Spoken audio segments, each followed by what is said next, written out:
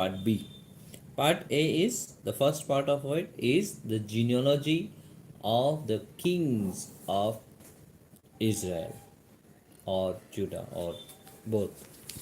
Yeah, the genealogy of the kings, the royal line of David. Especially now, Chronicles speaks more of the royal line of David, the genealogy of the kings lived followed in the line of in the genealogy of David.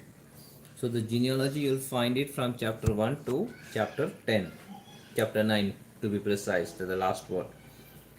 And its first part is the genealogy. Part 2 is the activity or the history. Part 1 is the ancestry of David, and part 2 is the activity of David.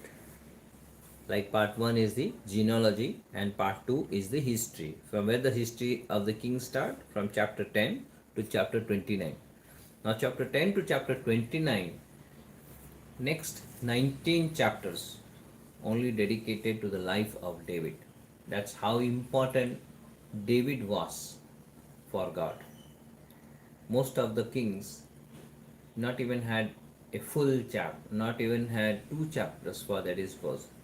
Their story was in the beginning of the chapter in verse 1, and their chapter got over by last verse. So God gave most of the king only life of one chapter. But David, 19 chapters. In fact, much more than that. David. And David was man after God's own heart. So you'll see the story of David. If you want to learn the story of David, you follow Chronicles, First Chronicles. You'll find in chapter 10 how he became king.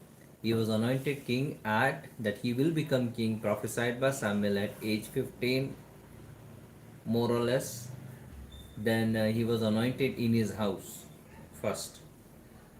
So he got elevated him in his family.